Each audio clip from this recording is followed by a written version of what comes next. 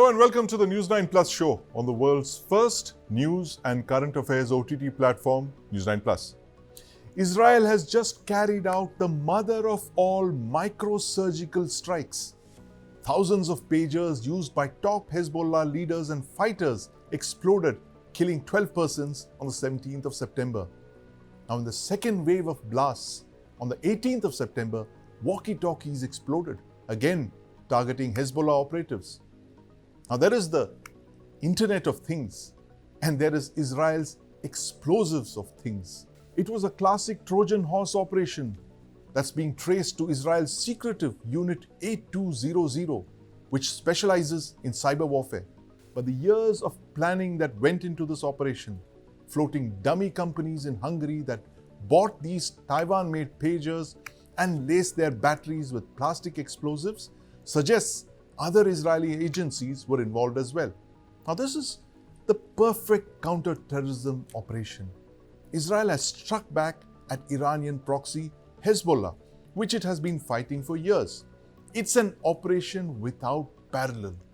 And this is why every global security agency, every country, and every terrorist outfit will be studying this carefully.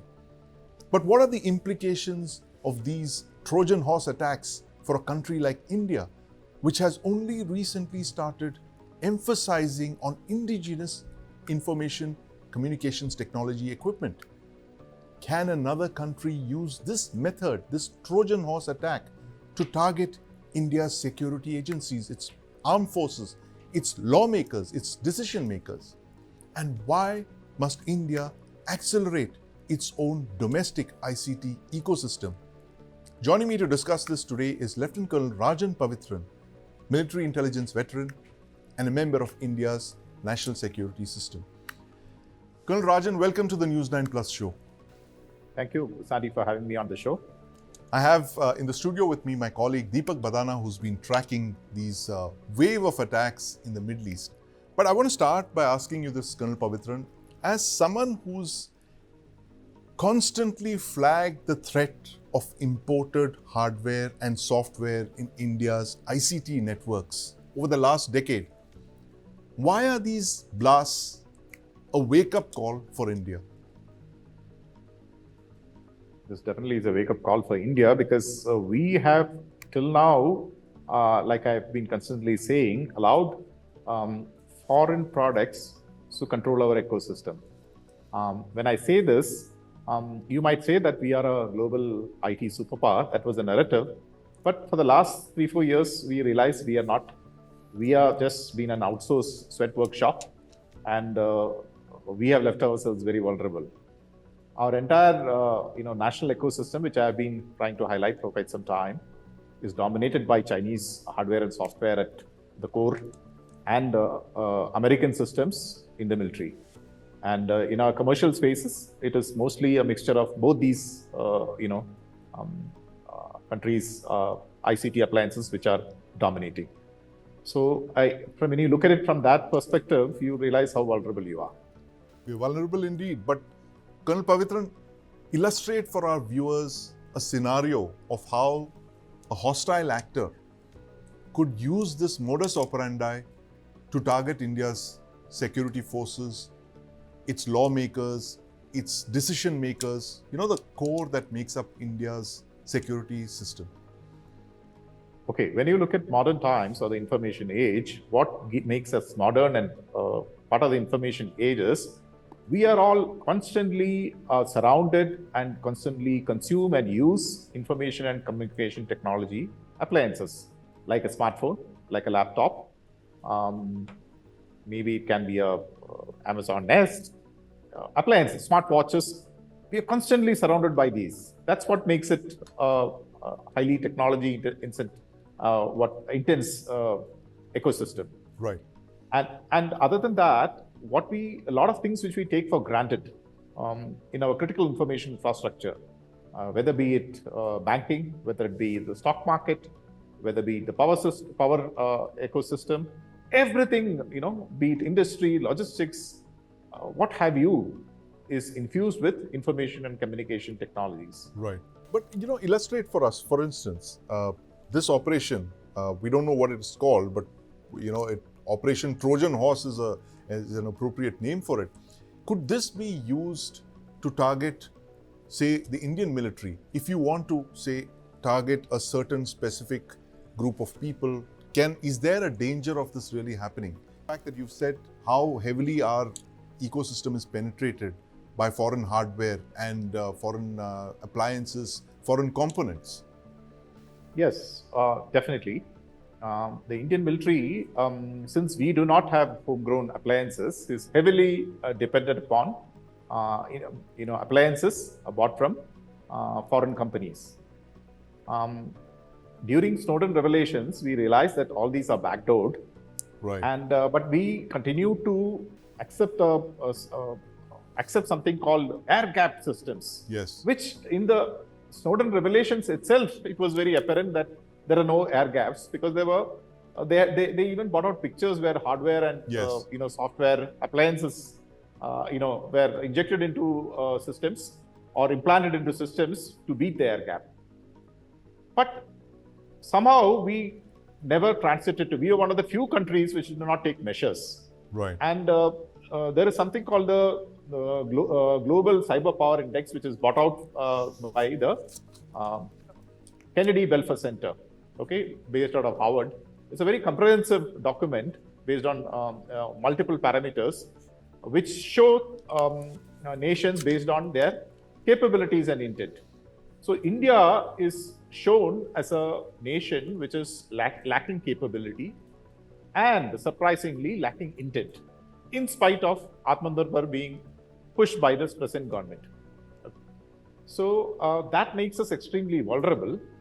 And the Indian military, since it is modernizing fast and coming to the information age, like all other militaries, will have to have information and communication technologies embedded onto their person, onto their vehicle, on their weapon platforms, etc. Now, when you look at that, we don't control any of that. It paints a dangerous scenario where this military can be decapitated or disabled remotely by other powers. So that's a simple picture which I paint out here. And just imagine, we also have Motorola's walkie-talkies. Yes, absolutely. We also have acquired, smartphones, etc. for our communications. Yes. But who are these companies which are supplied? Right. Do we know where we are manufactured? Do we know the supply chain? Can these be, it is taken in military systems in the information age that all foreign weapon systems will have kill switches. Right. But today, after this, we have to realize that it is not only kill switches where it can be disabled remotely and bricked. Yes. It can also have switches that can kill you.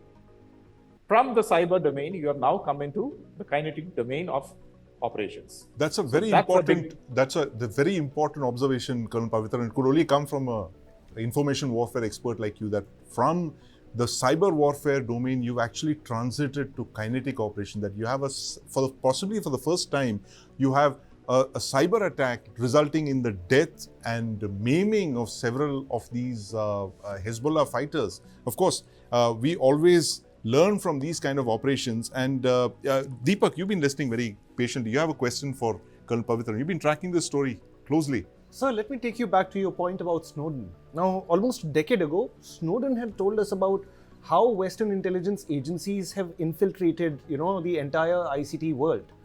Now, compared to that revelation, how does yesterday's or the day before yesterday's events look to you? Is this a bigger wake-up call than what Snowden had stated? Okay, there are two ways to look at this. Snowden gave us evidences that the OEMs are not benevolent organizations. They are part of the national security architecture of the parent country. So what has happened today is a logical step forward, wherein it is not only backdoored for surveillance, but now it is very clear it is also can be weaponized. Now the truth is, in the last 2 days, whatever has come out, you will realize a certain narrative has emerged that this particular batch of pagers and walkie-talkies had implanted explosives. Right. Which, when I think about it from an intelligence and an information warfare perspective, I know that the people who have done this are only, shaping the narrative environment, saying that oh, it is only this particular batch which could have implanted explosives. Now, the truth is, we do not know whether it is only this batch or whether the whole technology, like the battery technology itself, has a dual use where it can be weaponized without additional, explosive being planted.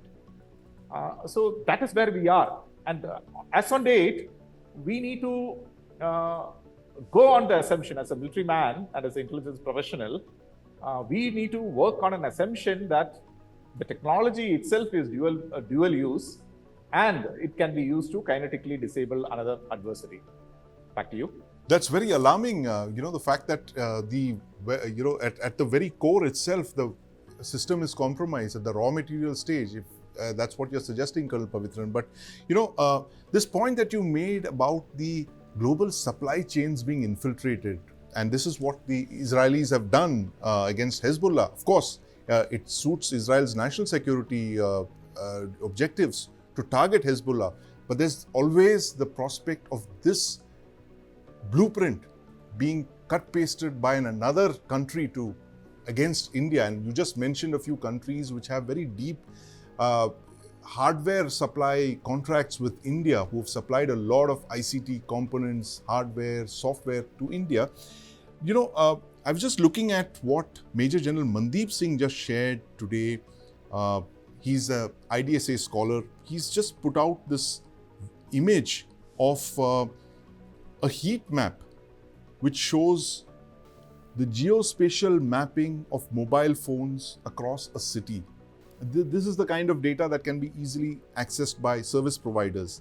And he says that imagine troops using private mobiles in the war zone or in the borders of an adversarial country where mobile phone data is hacked, or it's available with a phone manufacturer, or worse, what in the case of Hezbollah, where there was malware that was implanted into the pagers. It is easy to pick up the location of troops, commanders, users, as well as the size of the force itself by the density of the phones in that area. And in fact, Deepak, we've seen that in the Russia-Ukraine war, where mobile phones and the gathering of certain mobile phones has itself provided targeting solutions for both countries, both Russia and Ukraine. They've used this. So does this pose a new level of threat for the Indian armed forces? Because this is a level of threat that we've not seen, we've not been confronted with in the past, Colonel Pavithran. So India is a reactionary state historically. We very rarely picturize the battle zone ourselves and learn from others' mistakes. We usually are reactive in most of our policy making decisions. So when you say that this was not known, no, it is not true. We were aware of it. We had been saying that this will be a threat. We had an opportunity when the data privacy became a fundamental right. And it is a common sense that if you cannot localize data, you cannot protect the privacy of your own citizens. But when the law came out, finally we have not localized our data. We have now thought of pushing Atmanirbhar.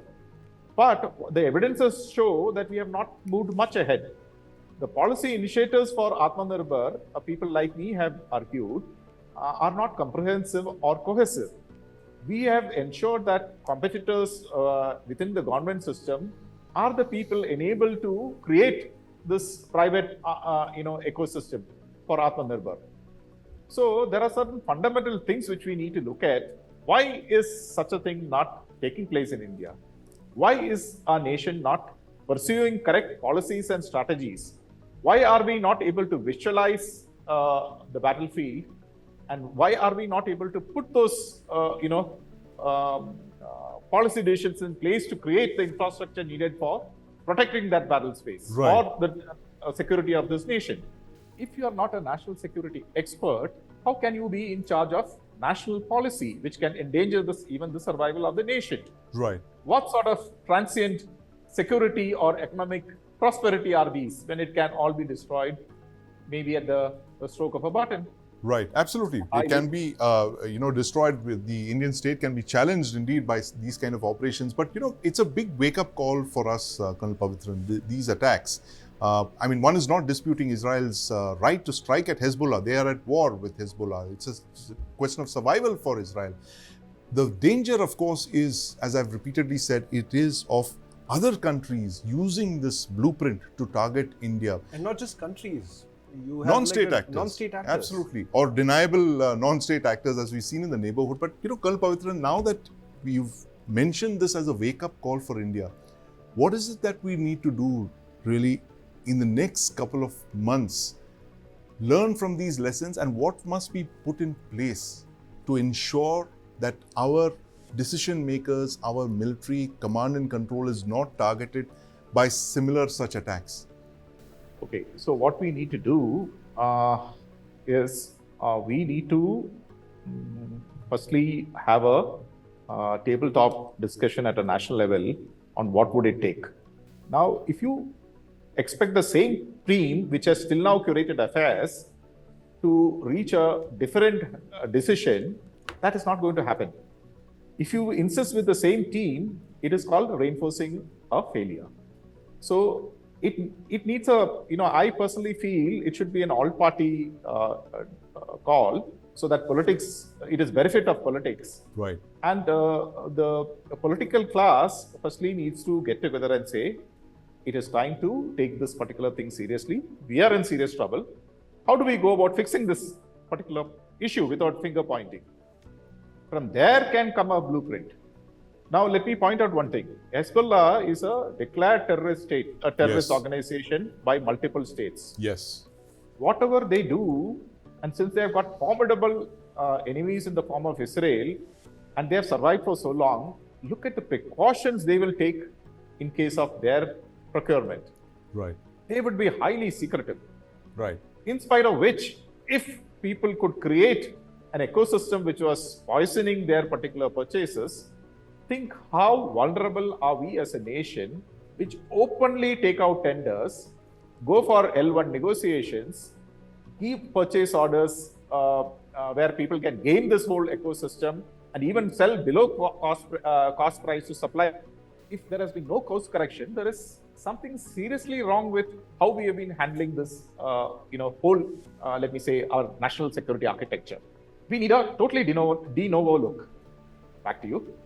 We need a totally de novo look, absolutely. And coming from one of India's foremost cyber warriors, Colonel Rajan Pavithran, who's been tracking this issue for over a decade. In fact, he's been raising this issue of Indian designed, developed and manufactured ICT hardware and software to protect us. And every such instance, every such incident like this, every such attack, every revelation has only reinforced his point that if India must have an independent foreign policy, an independent defense and security, national security policy, it must have its own indigenous, Indian designed, developed and manufactured information communications technology. Thank you very much for joining us and throwing light on this burning topic, if you can call it that, Colonel Pavithran. Thanks very much. Thanks for your thoughts. One point which I need to, although I agree with you in toto what you've said, you cannot be a sovereign nation without a sovereign ICT space. Absolutely. That is the crux of it. That's the crux of it. And yes. Today, since we do not have a sovereign controlled ICT space, I hate to say this, but we might not be an independent sovereign nation. Right, absolutely. I would disagree with you on that, but I can wholeheartedly agree with you on the prospect of the fact that if we don't have your own sovereign ICT ecosystem, the chances of you having an independent foreign policy, a defense and security policy that's inured from all of these external global shocks is very remote. Thank you very much again for joining us, Colonel Pavithran. Will former Prime Minister Imran Khan be put on trial by the Pakistan Army? Now that's the speculation in Pakistan right now. The former PM has been in prison for over a year. He faces hundreds of charges, including a very serious one of helping to orchestrate the riots of 9th May 2023. Will the conflict between Pak Army Chief Asim Munir and Imran Khan escalate? With the PTI set to hold another rally on the 21st of September, how will this battle, this Army versus PTI conflict play out? Will Imran Khan be tried in a military court? I spoke to Pakistani journalist Wajahat S. Khan on what's happening inside Pakistan right now. Let's listen in. I am joined today by a very special guest, Wajahat Saeed Khan, journalist based in the United States, who knows Pakistan possibly more than any other journalist. Wajahat, welcome to the News9 Plus show. Sandy, good to be here and good to reconnect after so long. After so long, we've been tracking your Mahaz, Wajahat. We must say that you've got the inside news on Pakistan, and of course, you've done exceptionally well to literally put your professional career on the line with the kind of reportage that you brought us from Pakistan. It's an incredible feat that you've achieved, Wajahat. We're all proud of the work that you've been doing. But, break down for our viewers what's going on in Pakistan right now. There's so much that seems to be happening. There's talk of a military trial for Imran Khan, constitutional amendments. He's clearly the most popular leader right now. Tell us why the establishment is gunning after him. Anti-corruption cases, all kinds of things. Thanks, Sandy. Well, as far as I'm concerned, it's just a gig, just like you and millions of other journalists across the world. We're just trying to do our best. But when it comes to understanding Pakistan, considering it's Halloween season here in the US, I'm just going to start with the horror show analogy. It's sort of Halloween every night these days in Pakistan. Economically, the turmoil is, as you would know from the Indian perspective, the race is lost. There is no catching up with India. Pakistan is on life support from the IMF and various other donors. In fact, Pakistan is right now struggling to keep up with a program not for loans, but for a program which pays for loans, which pay for loans. It's that bad. Then, of course, comes the security struggle. While the Indian border is quiet, the western border in Balochistan and Khyber Pakhtunkhwa have really surged up. In fact, since the Taliban took over in 2020, fatalities, cross-border incidents, as well as terrorism incidents inland have multiplied threefold, triple-digit fatalities, triple-digit casualty surges on both borders in two of Pakistan's western provinces. And then when we really just talk about the mainland, then it's just political chaos. Started exactly around two and a half years ago, but really centered around the one man you've named, Imran Khan, the Khan of Khans, who has never failed to disappoint his cricket audiences, but now doesn't fail to disappoint his political audiences either. I left for the US 5 years ago because Imran Khan was disappointing, at least me. He was lockstep with the military. That was when he was elected in 2018-19. But when he was kicked out of office by what was obviously an engineered and a very well-engineered vote of no confidence in 2022, which brought back the old school parties, the parties of Nawaz Sharif, the industrialists from central Punjab, and the parties of Bilawal and Asif Zardari, Bilawal Bhutto and Asif Zardari, the landlord feudals from the south near the Rajasthan border in Sindh. Well, it really became something different. Khan has become an emblem, a symbol, a poster boy of resistance. He's half Che Guevara, half Winston Churchill. He's fighting what he thinks is fascism. That's what his millions of his followers do every day on social media, which has become a front line, a mahaz, so to say, which I am a part of as well, but of course as a commentator. But really the battle is on multiple levels. On social media, which the authorities have tried to ban, influence, curtail, firewall, lockdown, on the streets of Pakistan, where now we are back into rally season. There's a rally coming up in the next week or so, and it'll be a decisive rally, perhaps because it'll be in the political heartland of Pakistan, which is Lahore. And then, of course, in the judiciary, which is where Imran was losing steam with almost 200 cases filed against him over the last couple of years. But he's really now boiled down to just, he's in for no case in particular. He's just still in custody now, almost 15 months in, because of more and more cases they keep throwing his way. But the judiciary seems to be turning a corner for him. Meanwhile, the government, led by the old school parties, PMLN and the PPP, and their new backer, the army, which has usually been a nemesis of those two parties, but is now their biggest ally, sponsor, backer. They don't seem to have any idea what to do. They're losing the street, they're losing the press, they're losing the judiciary, they're definitely losing international importance and legitimacy. And this one man from behind bars has not brought them on their knees, but well, let's just say they're going to be needing some painkillers every night before they go to bed, all of these guys. That's how bad. It's Halloween season, as you put it, Wajahat. But the fact The is, horror show.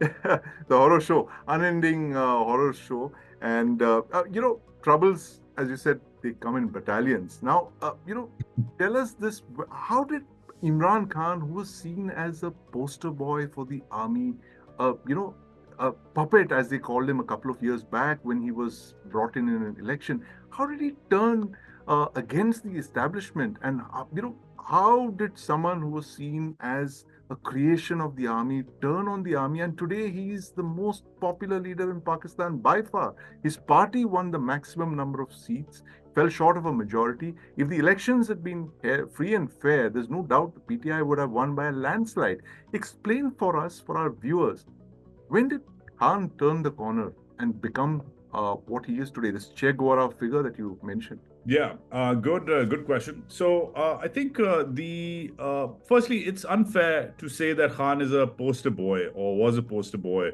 for the army. If that yardstick is used, that the army must bless and give its ashirwad to every premier who assumes office, then frankly, Pakistan has had a lot of poster boys and girls for that matter.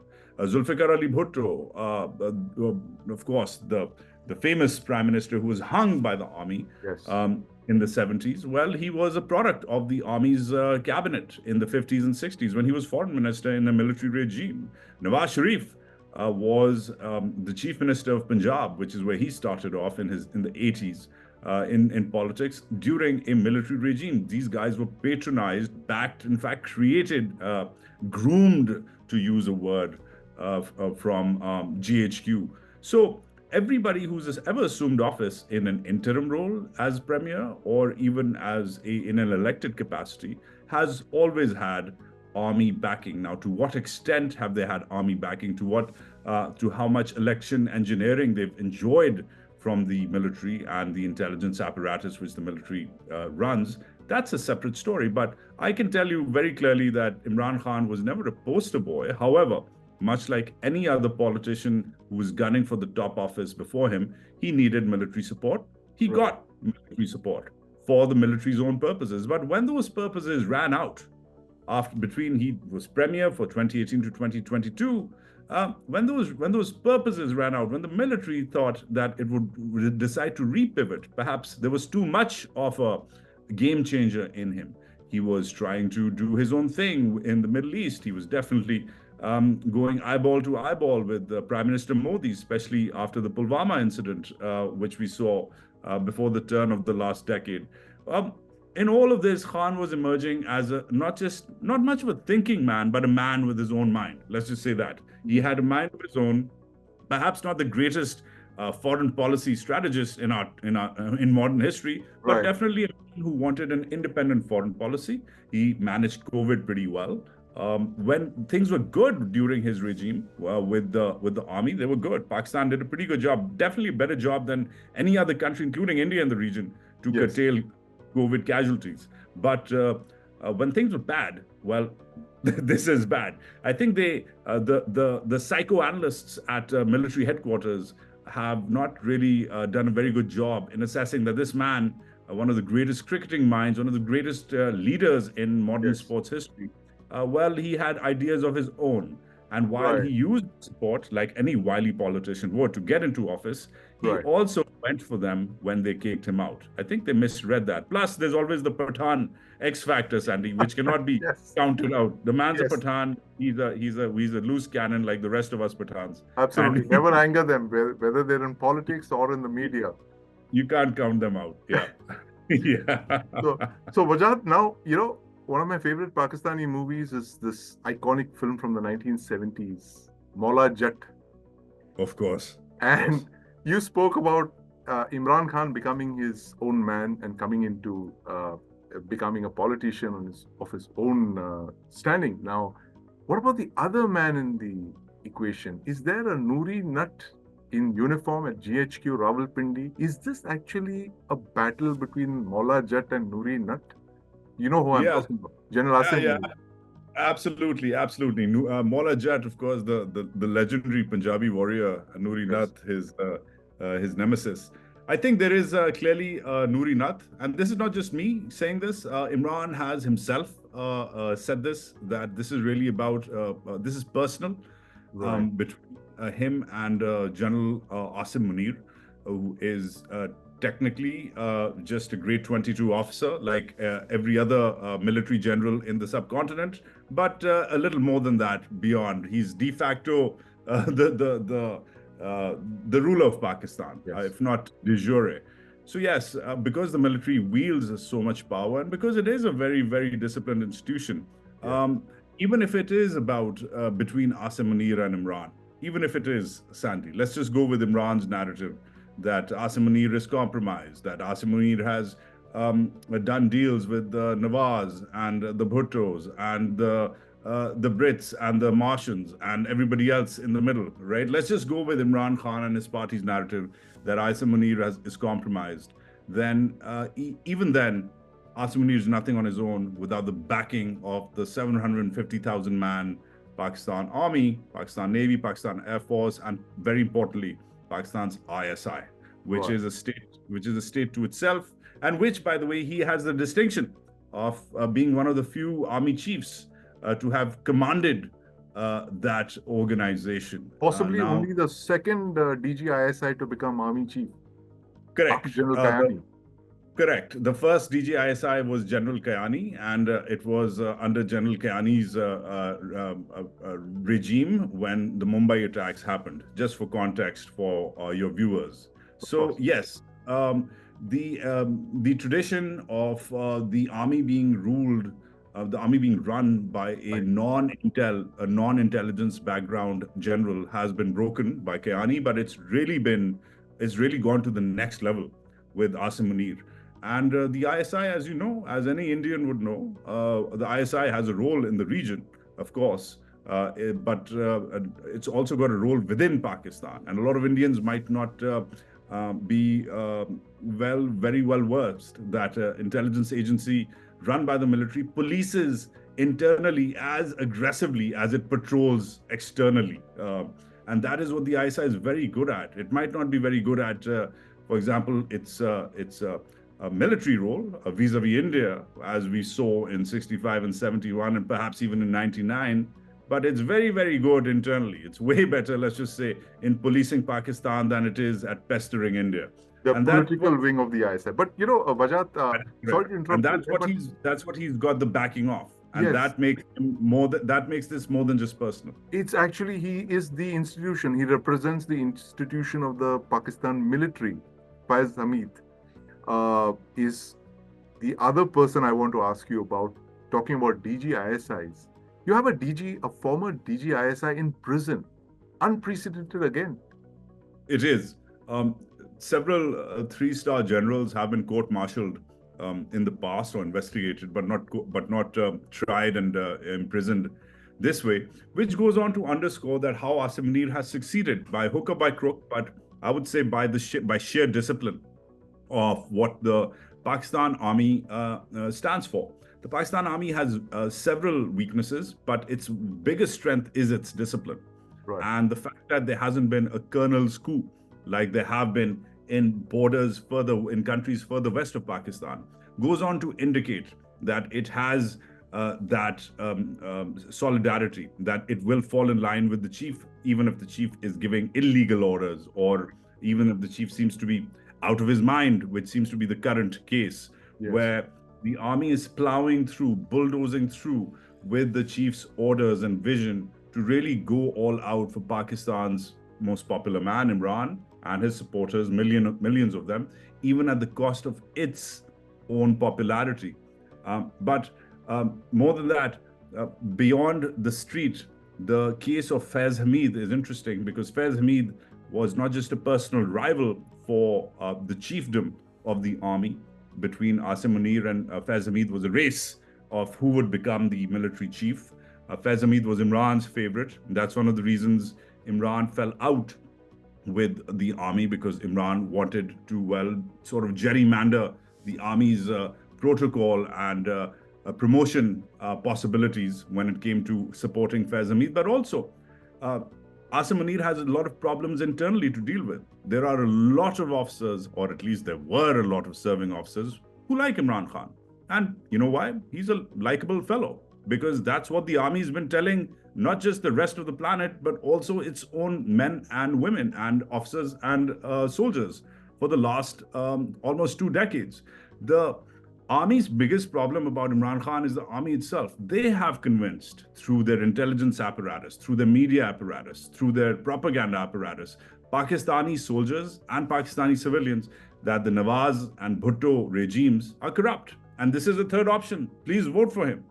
And this is the support Imran, which you mentioned, had. Yes. And now all of a sudden, within the span of months, they're saying, turn.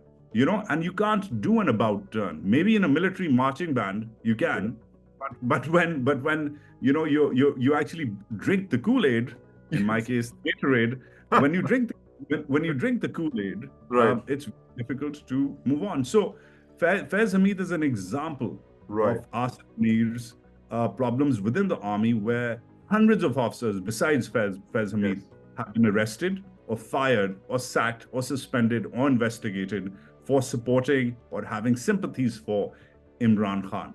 That is a huge purge which we haven't seen in years within the military. At least 2 of his top commanders, besides Faiz Hamid was retired, Sandeep, but 2 co-commanders have been fired within the space of a year. That's 9 out of 9 co-commanders in total. That's huge. That doesn't happen. Absolutely. I mean, it's unprecedented from whatever we're seeing of Pakistan, the kind of events that are playing out there. But Wajahat, what is it that we're hearing about a feared military trial for Imran Khan, constitutional amendments? Makes sense for us from all of this. Is the establishment kind of losing patience with the judiciary? The fact that they've not been able to convict Imran Khan, and let's just get him however we can. Is that what the approach is currently? Yeah, it's a scorched earth approach. I think they're throwing everything, including the kitchen sink, at trying to get this man, this beast, this animal down, and who just refuses to go away. I mean, think about it.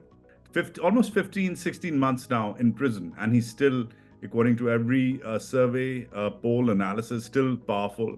He's still the most followed man on social media. His word is the law. If he says something, things happen. If he says have a rally, hundreds of thousands of people turn up from all over Pakistan to a particular point. It's astounding the power he wields. And it's also astounding how bad the military-backed regime's prosecution has been. Over 200 cases, from stealing watches to marrying or not marrying his own wife, right? Everything from adultery to even having an illegitimate child out of wedlock. Everything has been thrown at him and nothing has stuck.